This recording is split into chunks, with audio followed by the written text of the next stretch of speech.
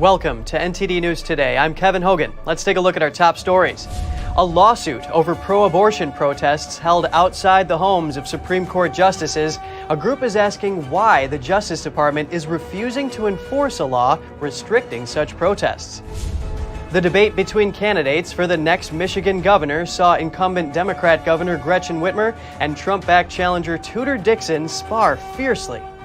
One of the most pivotal Senate races in the midterm elections, two former state attorneys general are competing against each other in Nevada.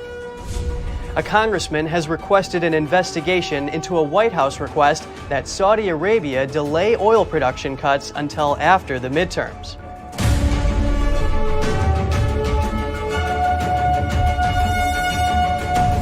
The Justice Department is facing a lawsuit over protests that took place earlier this year outside the homes of Supreme Court justices. A conservative group is demanding documents. Here are the details. DC-based think tank The Heritage Foundation filed a lawsuit against the Justice Department on Wednesday in a federal court in Washington, D.C. The group says it's because the DOJ refuses to explain why it will not enforce a federal law on protests. The law says it's illegal to picket or parade near a residence of a judge with the intent of influencing any judge in the discharge of his duty. The Heritage Foundation says the DOJ is not protecting conservative Supreme Court justices from pro-abortion protests outside their homes. The think tank says they have requested documents from the DOJ under the Freedom of Information Act, but the department did not comply. The think tank is now seeking those documents through the lawsuit. The Heritage Foundation said, quote, "The Biden DOJ's silence on these radical protests and obviously intimidating tactics was and remains to be deafening.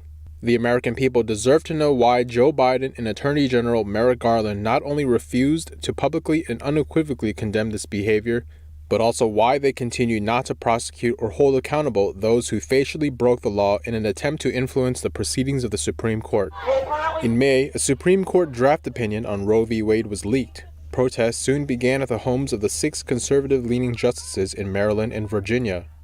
Then White House Press Secretary Jen Psaki refused to condemn the protests, but insisted that President Biden supports peaceful protest. A California man was arrested in June near Justice Brett Kavanaugh's home. He was allegedly planning to assassinate the justice to prevent him from voting to overturn Roe v. Wade. On to news that involves former President Trump. A longtime associate of the Clinton family admits under oath that he lied about having insider information from a Republican. The information eventually made its way onto the Steele dossier. Charles Dolan said he invented the supposed GOP source and instead got the information off of cable news. The Steele dossier was partially funded by the Clinton campaign and included numerous allegations about Trump that have since been discredited. Dolan told special counsel John Durham's team in August 2021 that no information in the dossier was attributable to him. But in December 2021, he realized a part may have originated with him, so he alerted investigators. The testimony is part of the trial of Igor Danchenko, who was a key source for the dossier. He is on trial for allegedly lying to FBI agents. With the midterm elections quickly approaching, debates between nominees are heating up. In Michigan's race for governor, Democrat Governor Gretchen Whitmer took to the stage yesterday against her challenger, Trump-backed nominee Tudor Dixon. NTD's Jeremy Sandberg has more from the first of 2 debates. None of what my opponent just said is true.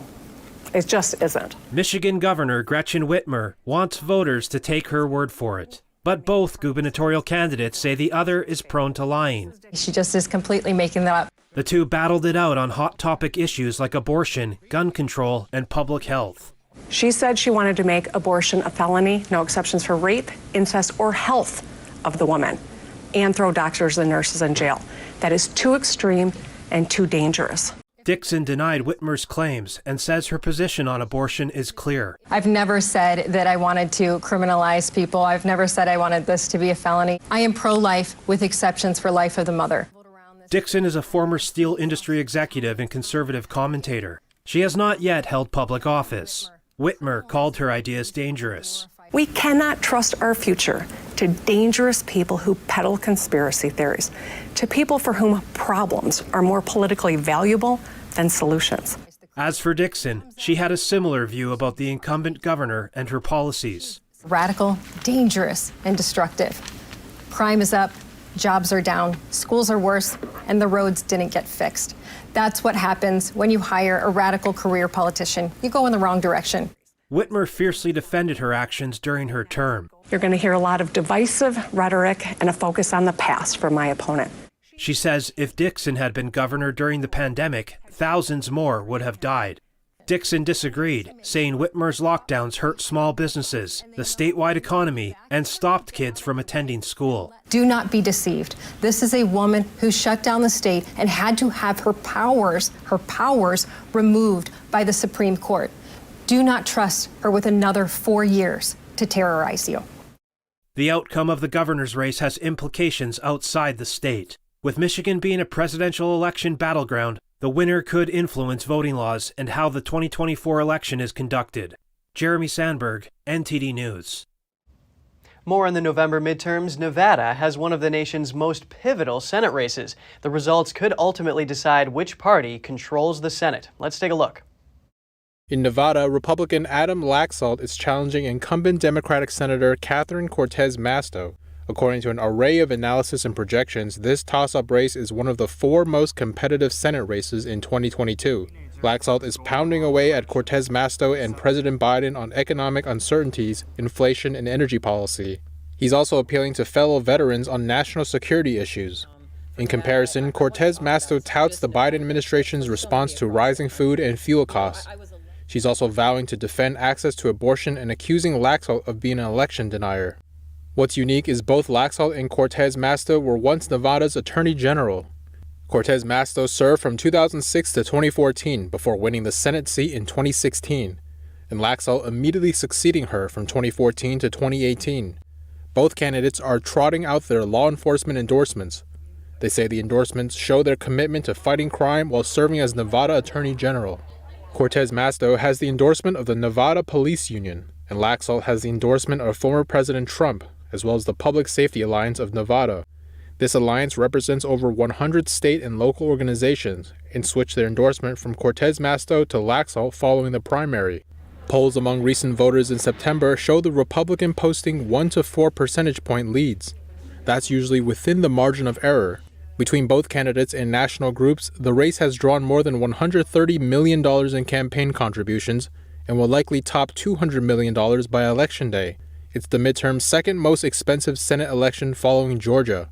According to their Federal Election Commission filings, Cortez Masto's campaign had raised $30 million, and Laxalt's campaign had raised $7 million as of July 1st. Where disaster and elections meet, Florida's governor is easing voting rules for residents hit hard by Hurricane Ian. Governor Ron DeSantis issued an executive order that extends early voting and allows voters to cast ballots at any precinct instead of just where they are assigned if they vote on Election Day. The changes apply to Lee, Charlotte, and Sarasota counties. Residents there can also request mail-in ballots to be sent to addresses other than their homes. They can cast ballots at early voting sites right up until Election Day. In other counties, those sites must shut down the day before Election Day. Attacks against Republicans have increased since President Biden's controversial speech in Philadelphia about a month and a half ago. The White House says it condemns the attacks. Here's the story. There have been reports of high-profile acts of political violence against Republicans and conservatives since President Biden's heated speech in Philadelphia last month. Donald Trump and the MAGA Republicans represent an extremism that threatens the very foundations of our republic.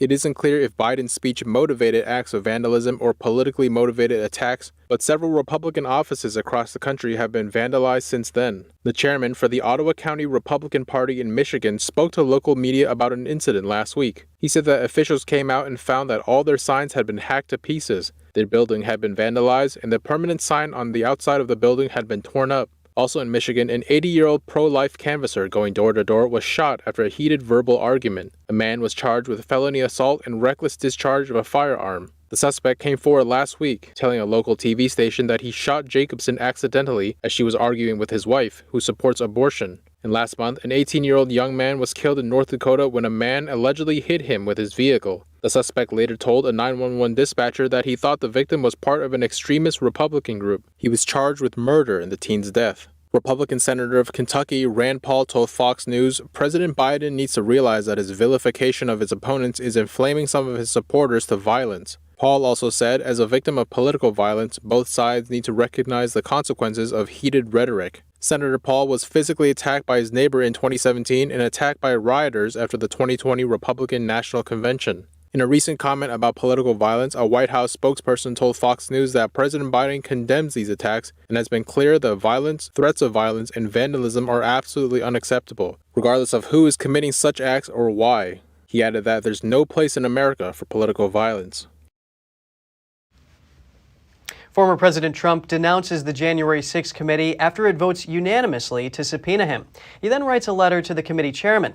Trump asked on Truth Social why the committee waited until it was about to wrap up to try and subpoena him. He says it's, quote, because the committee is a total bust, and that has only served to further divide our country.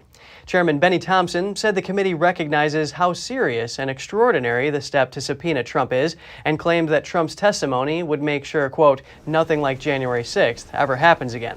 The subpoena is unlikely to succeed since it will likely prompt legal challenges from Trump's attorneys.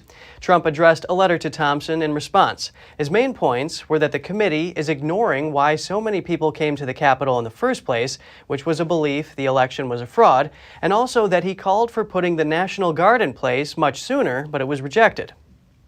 Election integrity efforts by grassroots organizations are rising to a whole new level for this year's midterms. We hear from one of them on their task forces and how regular citizens can become involved. Joining us now is Jenny Beth Martin, co-founder of Tea Party Patriots and honorary chairwoman of Tea Party Patriots Action. Great to have you on the show, Jenny. Thanks so much for having me. Your organization has trained over 7,500 people on election integrity in several states. Can you tell us more about what you're doing across the country? What we've been doing for the last year at this point is training people to start local or county level election integrity task forces. And those task forces have different things to work on. Right now, as we head into the election, the most important thing for them to be working on is recruiting poll watchers and where localities are working to still hire people to work the elections, hiring poll workers as well. That's excellent. So what can you tell us about what poll workers need to know in terms of what they can and can't do? So a poll worker is a person who is working inside the precinct. They're trained by the local government in most instances. And when a voter comes in, they check the voter off of a poll pad. They give them either their ballot or the card they insert into the touchscreen device. And then that ballot marking device, the voter goes and casts their ballot. And then when they finish entering what they want for their ballot, the poll worker will guide them to where the ballot box is. They insert the ballot into the box, and then at the end of the day, the voter inserts the ballot into the box, and then at the end of the day, the poll worker will close down the location. So it's important, if your local election office is still working to hire people if they're still looking to hire people to work the polls, give them a call, find out if they are, and if they are, ask what you need to do to sign up to be a poll worker. It may be called an inspector of elections or a judge of elections or an election official. And your local election office will be able to help you with that. And these midterms are seeing a lot of these election integrity efforts. Why now? Well, I think a lot of it is because there was so much distrust about the integrity of the election after the 2020 election on the Republican side. But remember, in 2018 and even in 2016, there was a lot of distrust in the outcome of the election among Democrats. And so I think most Americans who are worried and don't completely trust the outcome of the elections realize this is not a good place for America to be. We can't be a society where we just go, oh yeah, cheating happens, no big deal. It always happens in every election. Or be okay with the fact that we don't trust the outcome of the election. And there are people across the country who are saying, I don't know if I trust everything that happened in 2020, but I want to make sure I trust it in 2022 and beyond. And that's why they're getting involved. And we've strived to take all that passion and emotion and concern and worry and fear about the country, especially in terms of election integrity, and turn it into meaningful action. So you mentioned things like distrust and cheating. What are the most important things to be done to restore faith in the elections? Well, I think the most important thing that we can do as citizens, that means we're not attorneys, we're not law enforcement, we're not a candidate, we're just regular citizens, is exercise our rights within the law and our given state and locality. And what I mean by that is that there are laws in place in every state around the country for people to become poll watchers. Those are the people who observe the election. They're not allowed to talk, but they can watch what is happening and report problems if they see problems by stepping outside the precinct or the end of election day. Getting involved, we've got people across the country who are working to clean election rolls to make sure that the people who are registered to vote in any given location actually live in that location and are indeed qualified to be a registered voter in that location. Sometimes people forget to move their voter registration when they actually move. So just making sure the rolls are clean, working to get to know your election office workers, so the people who work in the office, and befriend them, find out if they need help, and if they do, volunteer to help them. There are a lot of different things that we can do as citizens and that we're legally not just entitled to do, but we're supposed to be doing, because oftentimes it's that citizen oversight, like with poll watchers, that puts the guardrails in place to ensure that our elections run honestly and transparently. Very important topic, and this is right around the corner. Jenny Beth Martin, Tea Party Patriots, great speaking with you today. Thanks for having me. A group of New York Republicans wants the Justice Department to investigate the state's Attorney General. A former South Carolina governor says the AG leaked a list of donors. Nikki Haley has served as South Carolina governor and then U.S. ambassador to the United Nations. She says New York Attorney General Letitia James is responsible for leaking a list of private donors of Haley's policy advocacy group. In a letter to U.S. Attorney General Merrick Garland, a group of House Republicans expressed their concern over the leak and said it could violate federal law. Politico publicized the Stand for America Group's 2019 tax return, disclosing the list of donors that is normally held secret. A stamp from the New York Attorney General's charity office appeared on the last page of the leaked filings. Haley accused James's office of breaking tax laws and saw it as an attempt to intimidate conservative donors.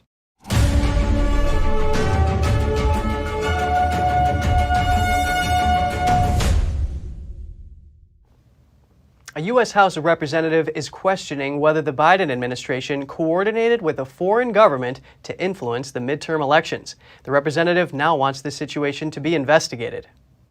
Representative Tom Tiffany is requesting an investigation into a White House request that Saudi Arabia delay oil production cuts until after the midterms. The representative on Thursday urged House Speaker Nancy Pelosi to investigate the issue. In a statement, Tiffany said, "These are very serious allegations, and if the Biden administration did, in fact, attempt to coordinate with a foreign government to influence the U.S. election, that's something the American people deserve to know."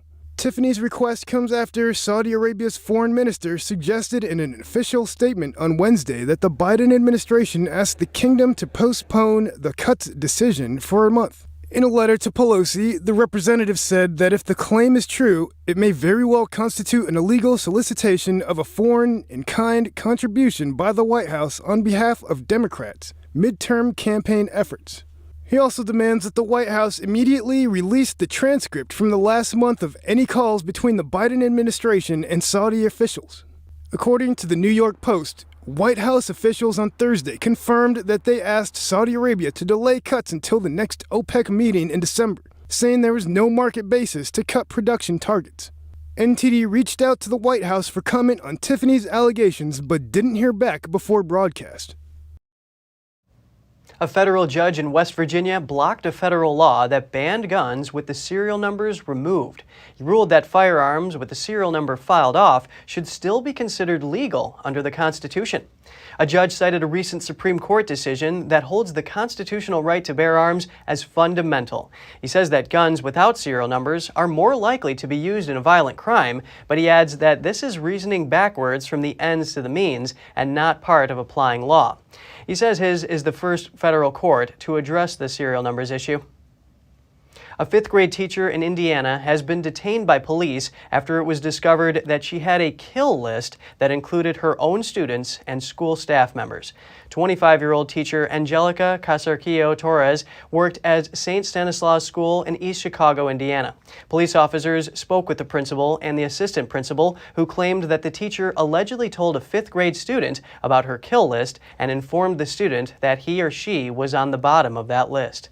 Police say the student told a counselor about the list, and the teacher was immediately taken to the principal's office. She allegedly admitted to the existence of the list.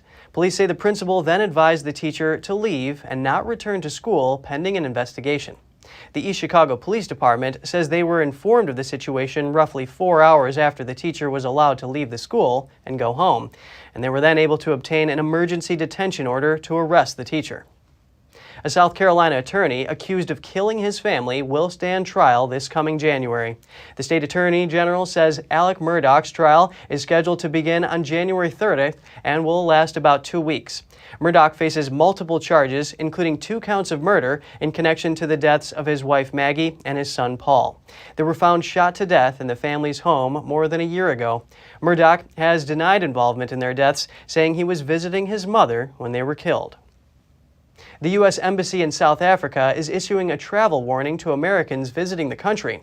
This is after a foreign tourist was recently murdered there. According to media reports last week, armed assailants stopped a tour group as it made its way to South Africa's famed Kruger National Park. A German tourist was shot and killed in a robbery. The U.S. Embassy is asking Americans to be aware when traveling in the area and only make stops at designated areas such as service stations and garages. The Assembly is also recommending Americans avoid the gate where the murder took place. The embassy notes that there is a rise in crime and protests and road closures are frequent in the area. South Africa's crime rate has soared in recent years amid exceptionally high unemployment rates. And if you have any news tips or feedback for the show, don't hesitate to email us at news.today@ntd.com. And coming up, a French member of the EU Parliament says she plans to sue the European Commission president. It's over alleged corruption in the purchase of billions of doses of the Pfizer-BioNTech vaccine.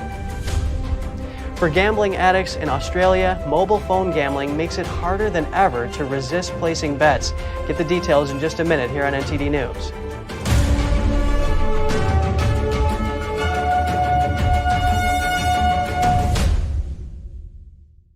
Communism is evil.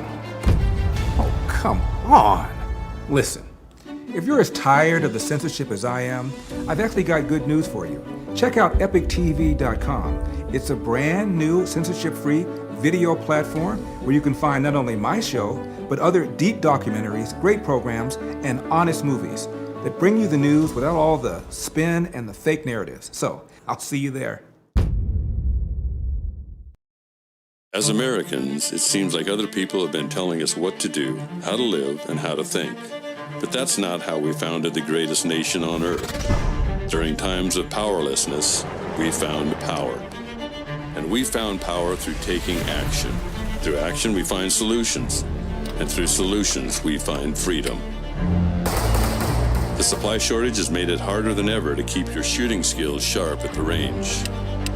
Introducing Strikeman, a laser firearm training system that allows you to practice your shooting skills at home without wasting a dime on ammo. Using our laser cartridge, target, phone mount, and award-winning phone app, become a proficient shooter in under 2 weeks. Create training templates with firearm drills, and get live feedback with progress tracking on your shot accuracy and shot times. Beat personal records and compete with friends and family to crown the best shooter in the group.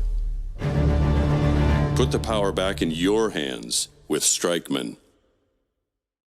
Attention Camp Lejeune employees. If you were a contractor or non-military employee who worked at Camp Lejeune, North Carolina prior to 1988 and developed any of these cancers or suffered any of these injuries, you may be eligible for significant financial compensation. Leaking underground tanks contaminated the drinking water with benzene and other highly carcinogenic chemicals. Call Camp Lejeune victims to discuss your case now. If you don't win, you pay nothing. 800-245-2189.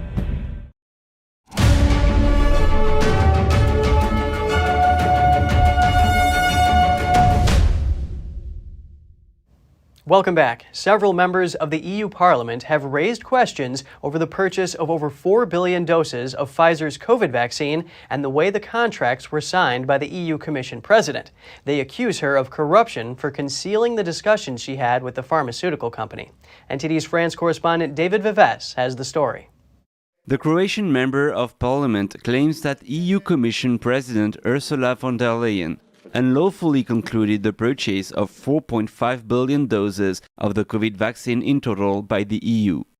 4.5 billion doses for 450 million people, including children, means each EU citizen, which excludes the UK, shall receive 10 doses each of the vaccine. Several other MPs back Kolakusik's claims. In a hearing at the EU Parliament on Monday, lawmakers addressed questions over the contract binding the EU and Pfizer. French MP Virginie Joron noted the refusal of Pfizer CEO Albert Bourla to attend the meeting on October 12th, and said none of the EU lawmakers' concerns had been answered on that day. We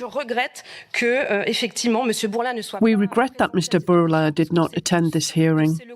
We all know that this is the most important purchase contract carried out by the Commission. The order emitted by von der Leyen has also been questioned in a report by the European Court of Auditors. On September 21st, the court stated it had asked for several documents regarding the participation of the EU Commission President in the negotiation with Pfizer over the purchase of the vaccine doses, but the Commission had turned down this request. Moreover, the report shows the call for tenders to vaccine manufacturers had been emitted by the Commission after it already decided Pfizer would be the contractor.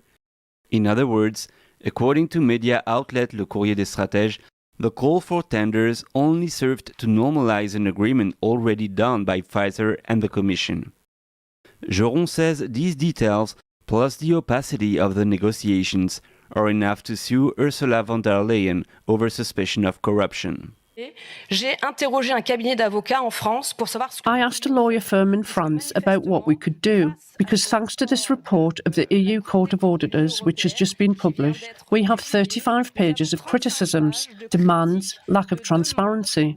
And page 33 is very clear, where they indicate that preliminary negotiations were made by Ms. von der Leyen, and that as such she was unprofessional.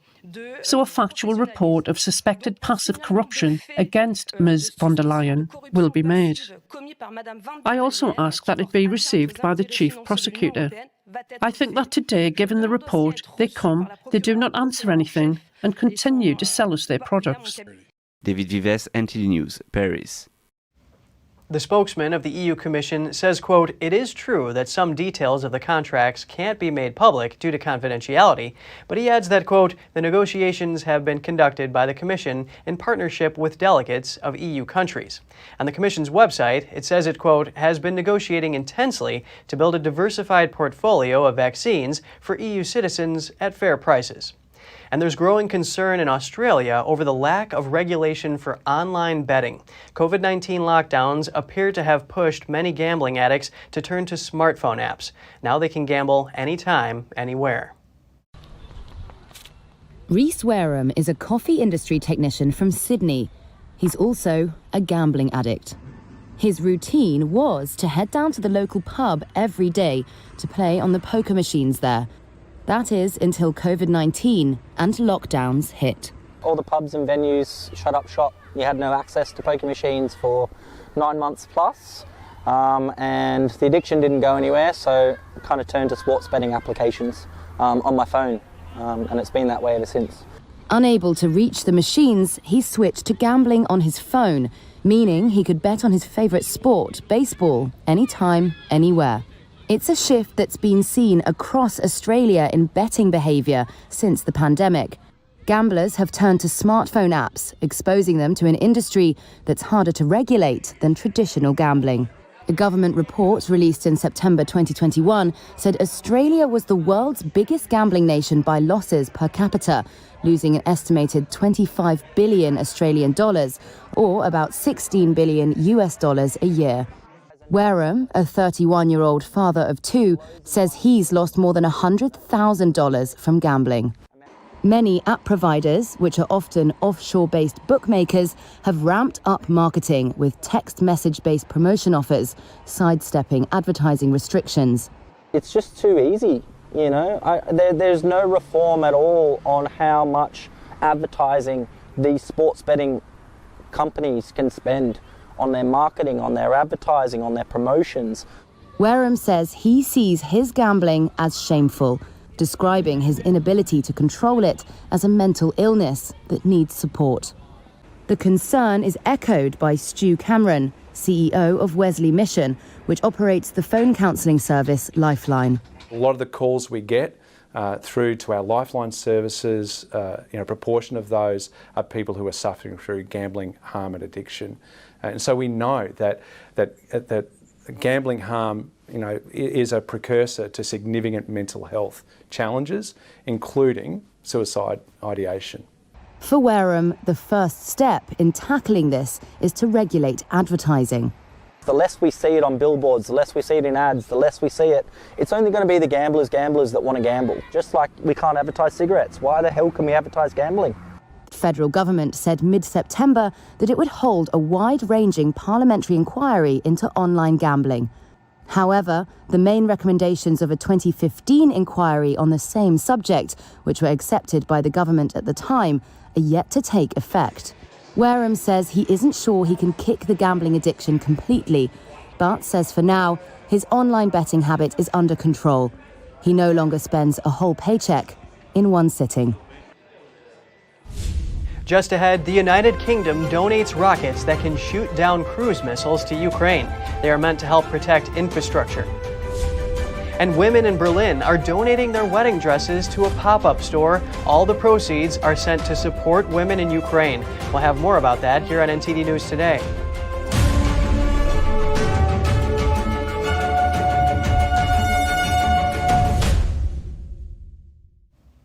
Continuing strikes at French oil refineries have seriously disrupted fuel supplies today. This after the CGT union rejected a deal over a pay increase that two other unions agreed to. Long lines of cars could be seen across France as motorists waited, some for hours, to fill up. Many gas stations have temporarily closed while awaiting deliveries. About 30% of France's gas stations are experiencing temporary shortages. Two other unions representing a majority of the group's French workers agreed overnight to a 7% pay raise and a financial bonus. But CGT rejected the deal, holding out for a 10% pay increase. Those on strike feel they should have a share of the windfall profits generated by high oil and gas prices amid the global energy crisis. The company announced it will pay out a one-month salary bonus in December of up to $6,000 besides the percentage increase. British Finance Minister Kwasi Kwarteng has confirmed in a tweet that he resigned after Prime Minister Liz Truss asked him to stand aside from the position. His termination on Friday means he was on the job for 38 days, making him the second shortest-serving UK Chancellor on record. Member of Parliament Jeremy Hunt was appointed as the new Finance Minister on Friday, according to a tweet from number 10 Downing Street. And over in the UK, Royal Mint could cut as many as 5,000 to 6,000 jobs by the end of August next year. The private postal service remains locked in a bitter dispute with its largest labor union and also warned of more layoffs if planned strikes go ahead. The Communication and Workers Union held strikes in September and early October. It represents 115,000 Royal Mail postal workers. It has also threatened more strikes this month and next. Royal Mail urged the union to call off the strikes immediately and begin mediated talks. Following months of failed negotiations, Royal Mail in September proposed to take the pay dispute to arbitration and change its policies. This angered the union. Royal Mail saw adjusted operating losses of about $240 million in the first half of the year, while losses for the year are expected to come in at around $390 million. And the UK plans to send anti-aircraft rockets to Ukraine capable of shooting down cruise missiles. It's an effort to help protect Ukraine's infrastructure against Russia's deadly missile attacks. Defence Secretary Ben Wallace has announced that the UK will donate some advanced medium-range air-to-air missiles, or AMRAAM, rockets to Ukraine. The rockets are the first donated by Britain that are capable of shooting down cruise missiles. The Defence Secretary said, Russia's latest indiscriminate strikes on civilian areas in Ukraine warrant further support to those seeking to defend their nation. The AMRAAM rockets will be delivered in the coming weeks to be used with the NASAMS air defense system pledged by the United States. It's hoped the new air defense missiles will help protect Ukrainian infrastructure after Moscow launched a wave of deadly missile and drone attacks on the country's cities and power plants this week.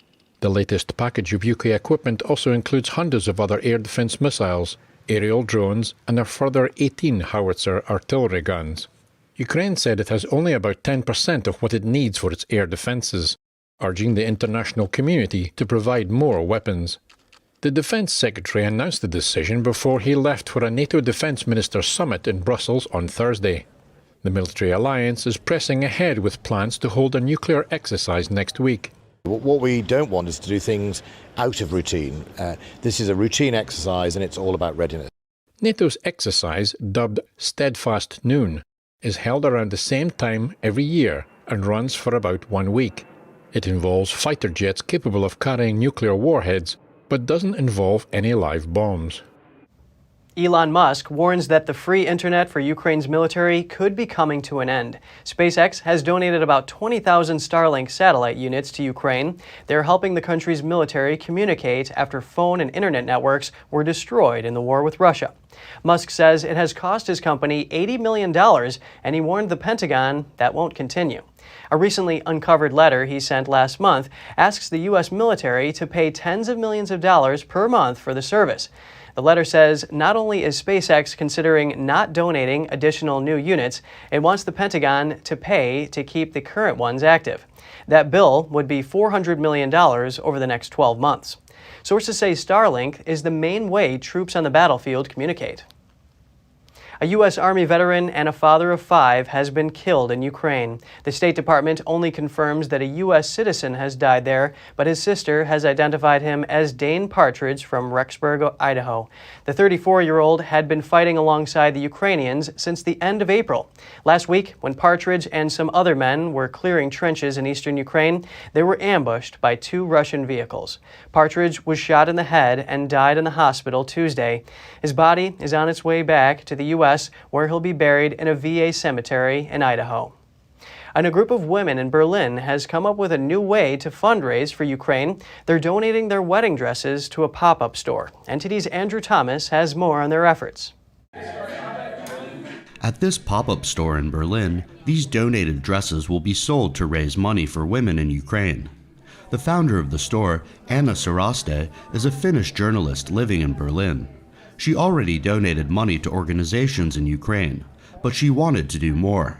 During summertime, I was going through my closet and sorting out again different things, and I came across my wedding dress once more. And that's when I decided, okay, this dress needs to go. I could sell that and give the money to Ukraine. That's great. Berlin resident Laura Benedetti is getting married next year. She just started looking for a dress when she came across an ad for dresses for Ukraine. I just found it on Facebook, the event, and I thought it was a good thing to combine the looking for a dress and also for a good reason, like spending for Ukraine. The Berlin team is working on selling as many dresses as they can. They also hope that people in other cities will start their own organizations. Well, one idea that we would definitely like to pass on from this action is that it could be easily replicated also in other places, in Europe and elsewhere, because there's a lot of women who have, for big money, gotten a wedding dress and that never do anything with it afterwards. Irina Bilkina is a refugee from Ukraine. She helps model the dresses for the website.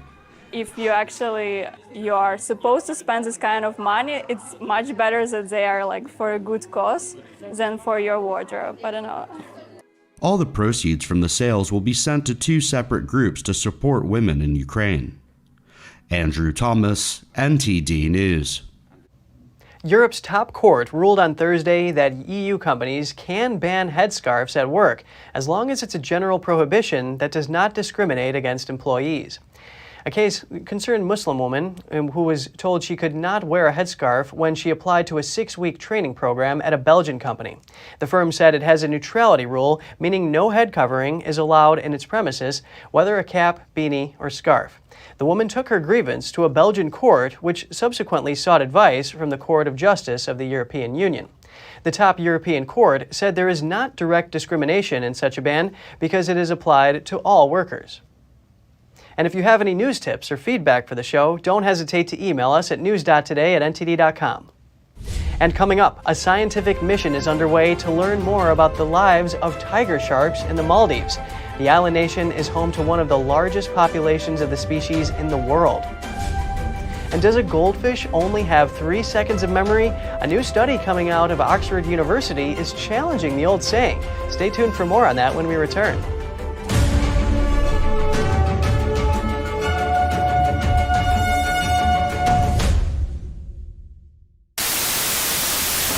The church has been invaded.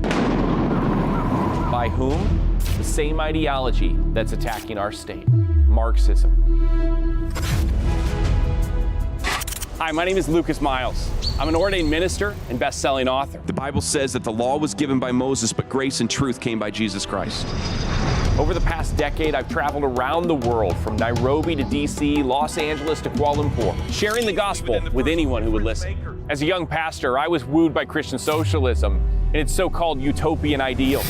But I soon realized that its ideas are unbiblical and its progressive policies are destructive. As socialists, we know the answer is class struggle. Now, I'm tirelessly exposing the dangers of Marxist ideology in the church and unveiling the truth about the agenda of the left. Some of this is going to be difficult to watch. I just want to warn you up front about that. Throwing it literally in human feces, this is a hate crime. He said God acted like an older white man with absolute power. He's abandoned God. They want a church that bows down to the state. They want a church that worships the state. Because I realized that if I don't start getting political, then I'm not going to be able to be spiritual. So if you want to stay informed on the most critical issues regarding religious freedom and the Christian faith, then you've come to the right place. This is Church and State.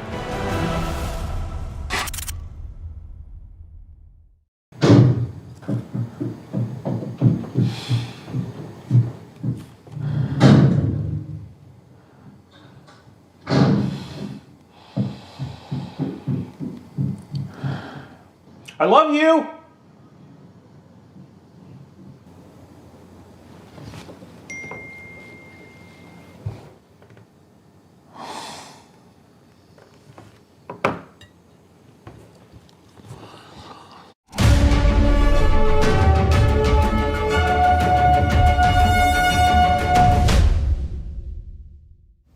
Good to have you back with us. The National Park Service is taking action to protect California's giant sequoias.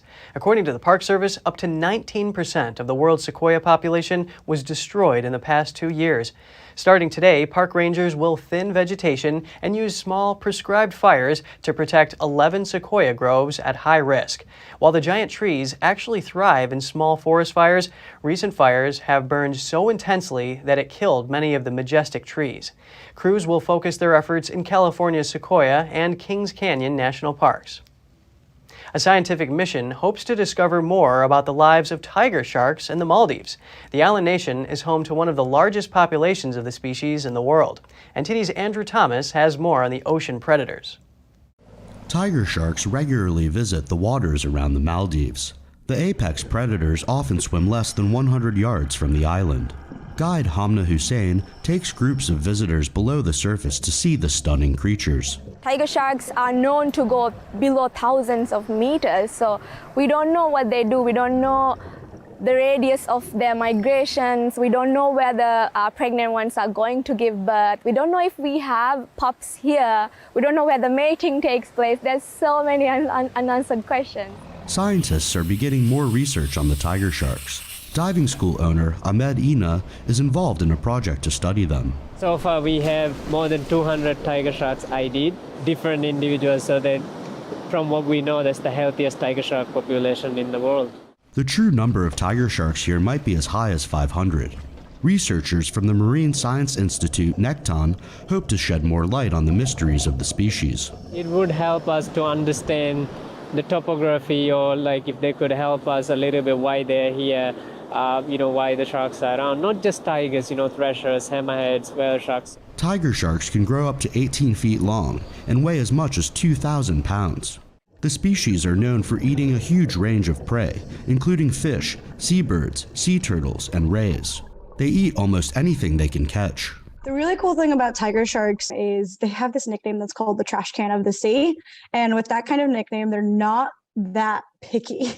Tiger sharks are considered a near-threatened species, a status that indicates they are not at risk of extinction but have some vulnerabilities.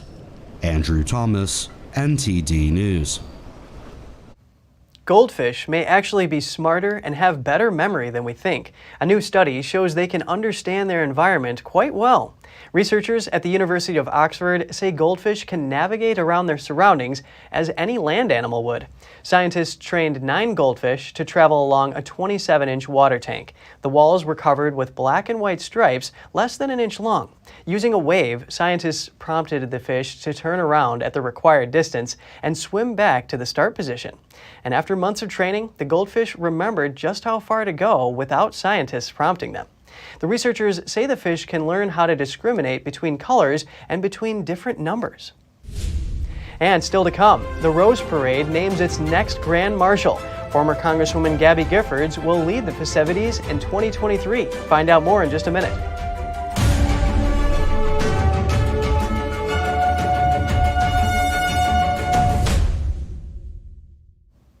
Former Congresswoman Gabby Giffords is chosen as Grand Marshal for the next Rose Parade. Giffords was shot in the head in Arizona during a public appearance in 2011. Thank you, Amy. I'm so honored to be Grand Master of the Rose Parade. Thank you very, very much. Our lives can change so quickly. Mine did when I was shot. But I never gave up hope.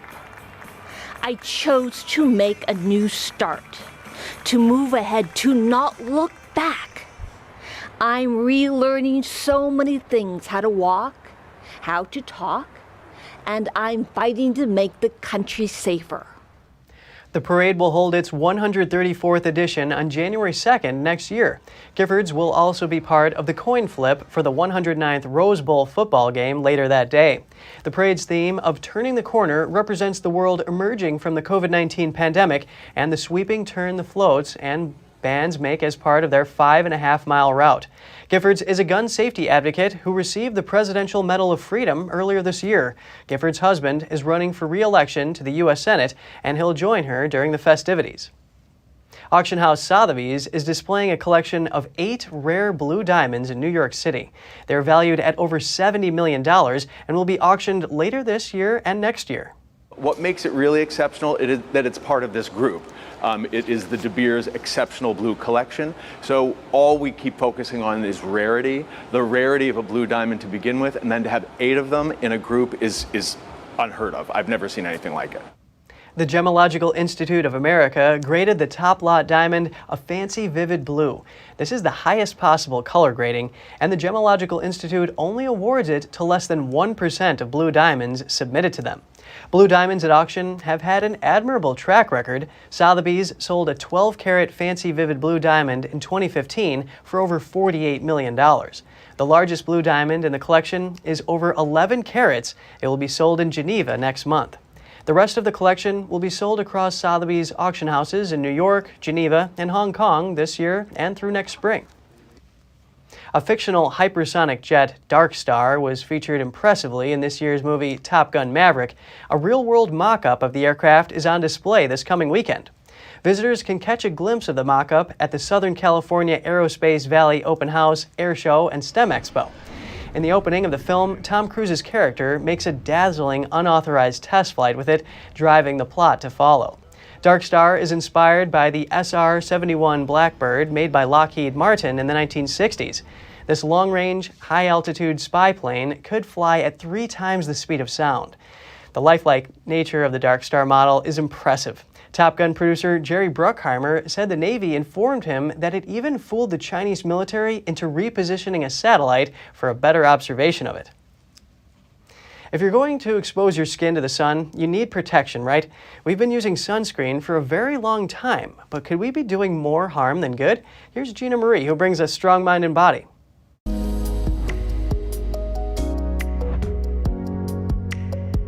The conventional wisdom is to lather sunscreen on our bodies before and during outdoor activities. But what's in these sun creams, and is the concoction of chemicals good for us? Maybe not. Dr. Joseph McCullough, osteopathic physician and natural health advocate, believes that sunscreen is widely overused.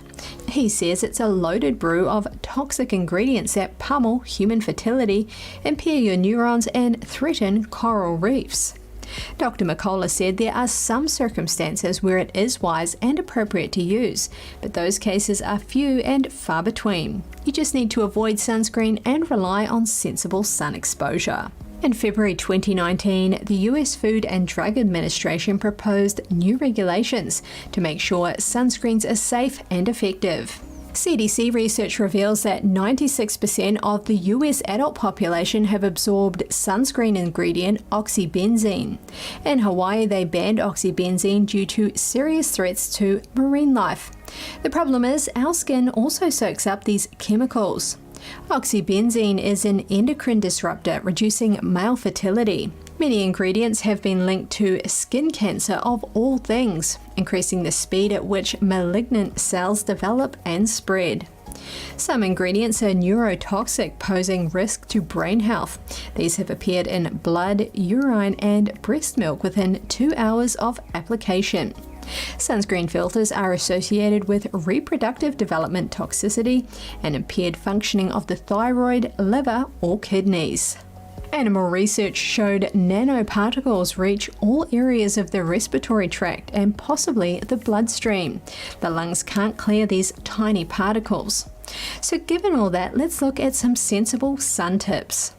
Allow yourself some exposure for short periods to make vitamin D. Use a hat to shield your face. Use clothing to cover up. And finally, make sure your diet is antioxidant rich and include fresh, raw, and unprocessed foods. That's all for today's program. We're really glad to have you with us. Please send us an email if you'd like to tell us something. We're going to put it on screen. For podcasters, that's news.today@ntd.com. I'm Kevin Hogan, NTD News, New York City.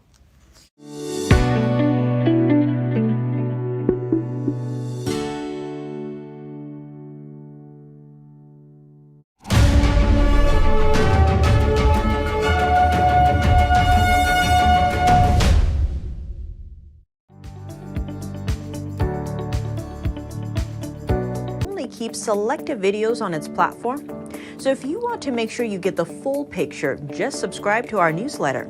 Go to newsletter.ntd.com and sign up. It's free.